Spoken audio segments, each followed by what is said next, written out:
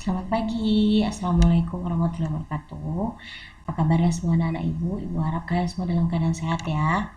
Berjumpa lagi dengan ibu di mata pelajaran otomatisasi tata kelola keuangan. Dan hari ini kita ketemu lagi di pertemuan ke-8. Nah, sebelum kita memulai pertemuan ke-8 kita pada pagi hari ini, ada baiknya kita berdoa menurut agama dan kepercayaan kita masing-masing. Berdoa dimulai. Berdoa selesai. Oke ya, kita langsung saja masuk. Nah, materi kita pada pagi hari ini itu bab baru, yaitu bab 6 tentang laporan pertanggungjawaban keuangan.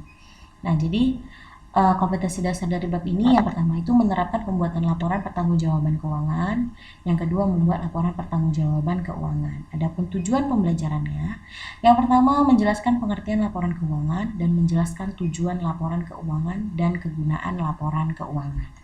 Oke ya. Nah, kita langsung aja masuk ke subbab pertama, yaitu tentang pengertian, tujuan, kegunaan, sifat, keterbatasan, karakteristik, unsur, pengukuran, dan penyajian laporan keuangan. Nah, yang pertama itu tentang pengertian laporan keuangan. Jadi menurut SAK, apa SAK? Standar akuntansi keuangan. Nah, laporan keuangan ini adalah bagian dari proses pelaporan keuangan.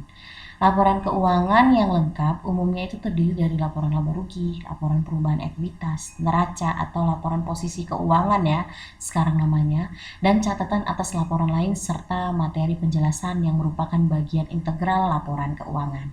Nah, sedangkan menurut Munawir, namanya laporan keuangan itu adalah dua daftar yang disusun oleh akuntan pada akhir periode untuk suatu perusahaan. Nah, kedua daftar itu adalah daftar pendapatan laba rugi dan daftar posisi keuangan. Nah, selanjutnya berdasarkan pernyataan standar akuntansi keuangan atau PSAK nomor 1 tentang penyajian laporan keuangan itu dinyatakan bahwa laporan keuangan yang lengkap itu terdiri dari A. Neraca, B. Laporan laba rugi, C. Laporan perubahan ekuitas, D. Laporan arus kas, dan E. Catatan atas laporan keuangan. Jadi, kalau neraca ini sekarang namanya adalah laporan posisi keuangan. Udah pasti pada tahu ya apa itu neraca atau laporan posisi keuangan. Nah, selanjutnya kita masuk ke tujuan laporan keuangan. Jadi tujuan laporan keuangan menurut PSAK nomor 1, tujuan penyusunan laporan keuangan itu ya adalah untuk memberikan informasi tentang posisi keuangan, kinerja dan arus kas perusahaan yang bermanfaat bagi sebagian besar pengguna laporan yang berguna untuk membuat keputusan ekonomi dan menunjukkan pertanggungjawaban manajemen atas penggunaan sumber daya yang dipercayakan kepada mereka. Nah, sedangkan menurut Accounting Principle Board Statement number 4, yaitu tujuan khusus dari laporan keuangan itu adalah menyajikan secara wajar dan sesuai prinsip-prinsip akuntansi yang berlaku umum, posisi keuangan, hasil usaha dan beban, serta perubahan lain dalam posisi keuangan. Jadi ada banyak versi ya tujuan dari laporan keuangan itu. Yang pasti adalah untuk membuat keputusan ekonomi di masa yang akan datang dan untuk menunjukkan gimana masa depan dari suatu perusahaan.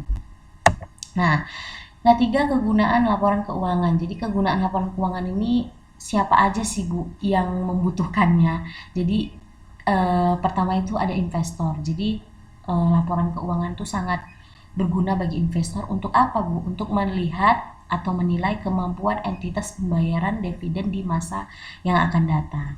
Jadi kalau suatu perusahaan dari laporan keuangannya itu kelihatan bahwasanya pembayaran dividennya sedikit atau ternyata menurun atau ternyata mandek, maka para investor pasti berpikir untuk memasukkan uangnya atau menginvestasikan uangnya tadi ke dalam suatu perusahaan itu, karena ternyata dari laporan keuangan aja perusahaan itu ternyata dividennya terus berkurang gitu. Lalu kalau bagi karyawan gunanya itu untuk menilai kemampuan dalam memberikan balas jasa, manfaat pensiun dan kesempatan kerja. Jadi dari laporan keuangan itu kita bisa lihat sebagai karyawan, misalkan kita bisa lihat, oh ternyata perusahaan ini udah mau bangkrut, laporan keuangannya aja ternyata tengok nih minus setiap tahun gitu misalnya. Jadi kita bisa berpikir bahwasanya kayaknya aku nggak mungkin sampai pensiun di sini gitu.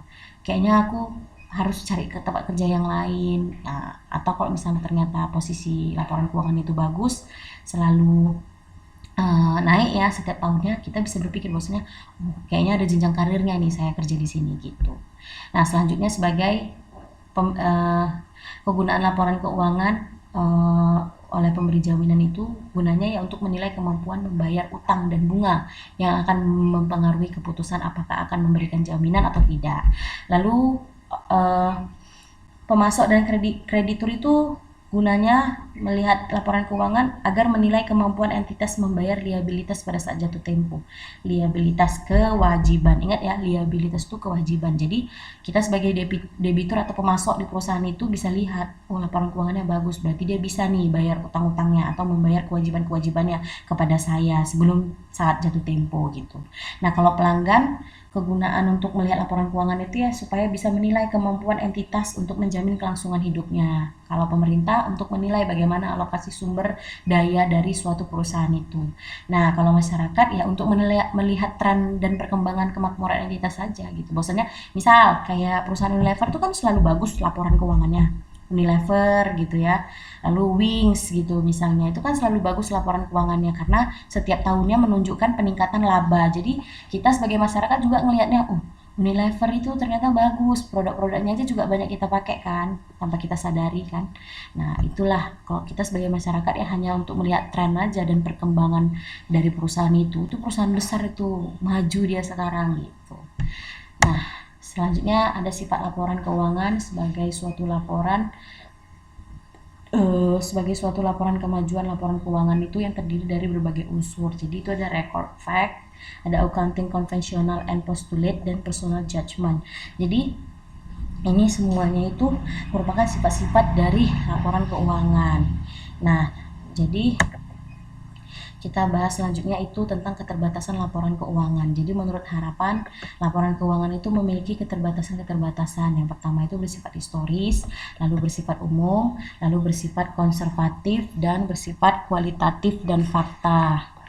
Jadi kalau dilihat ya, dari keterbatasan laporan keuangan ini, eh, apa ya, eh, ternyata banyak yang harus dipikirkan dari apa ini bersifat historis, bersifat umum.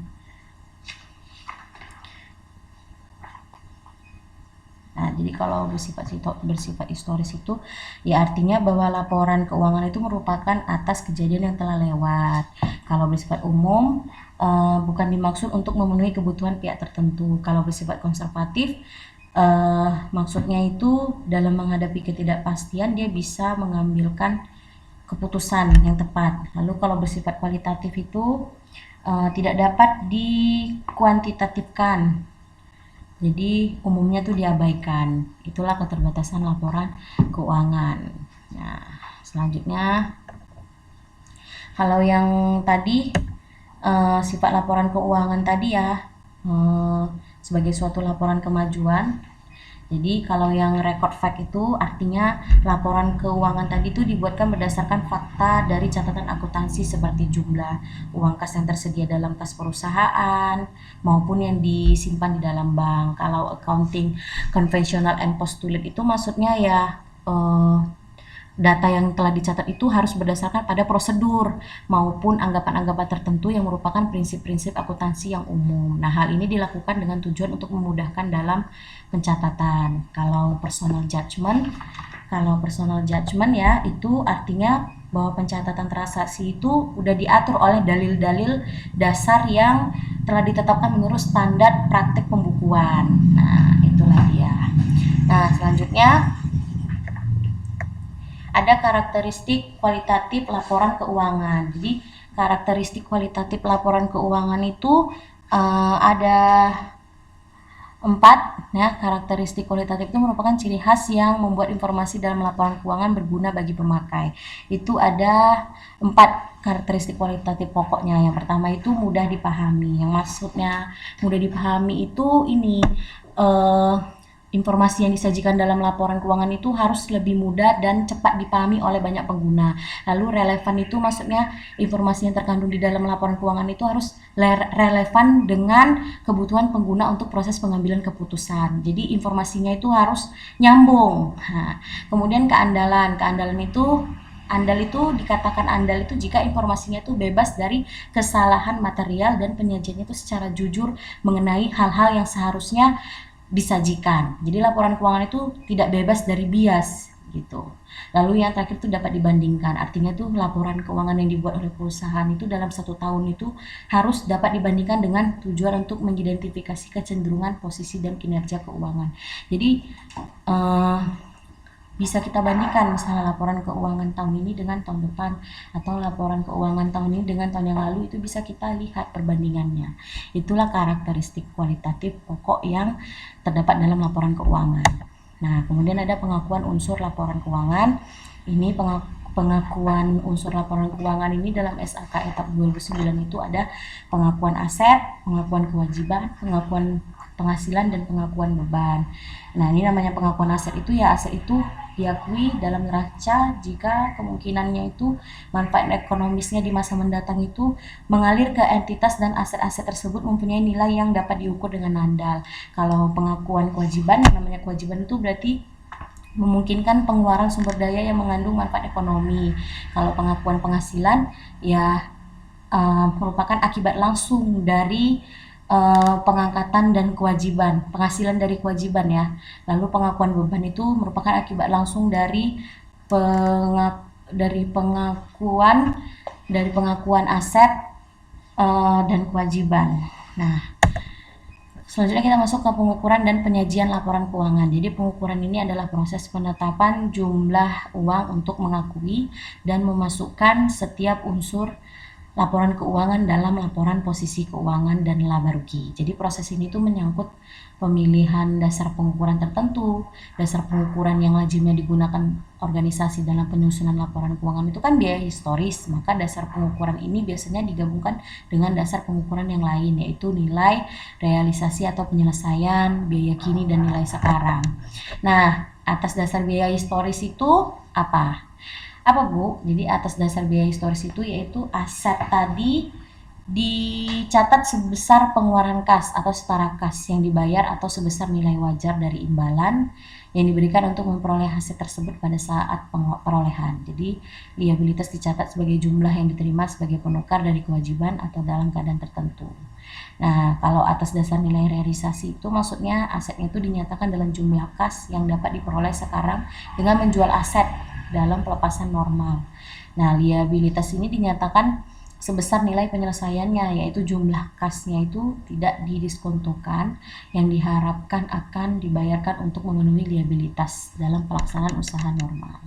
Nah, jadi sebagai contoh itu persediaan biasanya dinyatakan sebesar nilai terendah dari biaya historis atau nilai realisasi bersih.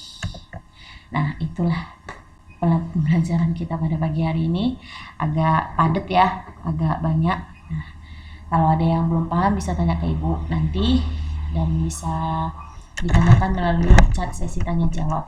Nah, oke, sebelum kita akhiri pelajaran kita hari ini, ada baik kita berdoa ya menurut agama dan kepercayaan kita masing-masing. Berdoa dimulai. Berdoa selesai. Oke, terima kasih anak-anak Ibu karena kalian masih tetap semangat mengikuti video pembelajaran dari Ibu. Semoga video ini berguna bagi kalian. Tetap kerjakan tugasnya dan jaga kesehatan. Selamat pagi.